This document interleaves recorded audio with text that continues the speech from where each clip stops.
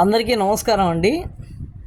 గల్లా జయదేవ్ ఈ యొక్క పేరు ఇప్పుడున్న రాజకీయ నాయకుల్లో పరిచయం లేనటువంటి పేరు ఏదైనా ఉందంటే అది గల్లా జయదేవ్ గారు. వీళ్ళ యొక్క కుటుంబానికి చాలా రాజకీయ చరిత్ర కలిగి ఉంది. ఉమ్మడి చిత్తూరు జిల్లాలో రాజగోపాల్ నాయుడు గారు వీళ్ళ తాతగారు, వీళ్ళ తల్లిగారు గల్లా అరుణకుమారి గారు ఎమ్మెల్యేగాను మరియు మంత్రిగాను వివిధ హోదాల్లో పనిచేసినటువంటి కుటుంబం వీళ్ళ చరిత్ర. కాబట్టి ఈయన గురించి చెప్పాలంటే ఈయన గుంటూరు జిల్లా ఎంపీగా 2 సార్లు ఎన్నికైనటువంటి వ్యక్తి గల్లా జయదేవ్ గారు.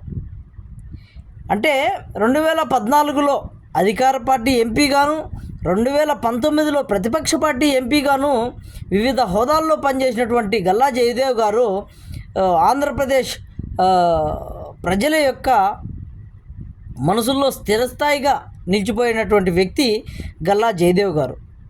ఈరోజు 2019లో అధికారంలోకి వచ్చిన వెంటనే గత ప్రభుత్వం ఈయన్ను చాలా ఇబ్బందులకు గురి చేసింది. కాబట్టి ఈయన ఈ ప్రభుత్వం వేధింపులను తాళలేక ప్రస్తుత రాజకీయాలకు కొంతకాలం విరామం ప్రకటించడం జరిగింది. అంటే ప్రత్యక్ష రాజకీయాలకు కొంతకాలం విరామం ప్రకటించారు. తరువాత ఈ ఆంధ్రప్రదేశ్లో తన యొక్క కంపెనీని విస్తరణలో భాగంగా ఇక్కడ కంపెనీ విస్తరణ చేయకూడదనే ఉద్దేశంతో తెలంగాణలో ఎంఓయూలు ఒప్పందం కూడా చేసుకోవడం జరిగింది. తరువాత ఏమైందేమో కానీ ఎలక్షన్స్ రావడం, ప్రభుత్వాలు మారిపోవడం, ఆంధ్రప్రదేశ్లో తెలుగుదేశం పార్టీ అధికారంలోకి రావడం చకచకా జరిగిపోయాయి.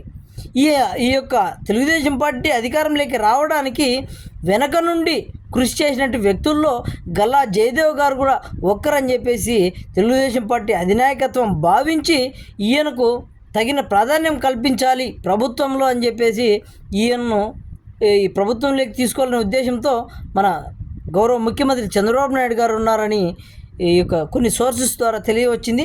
Thank you so much all of you.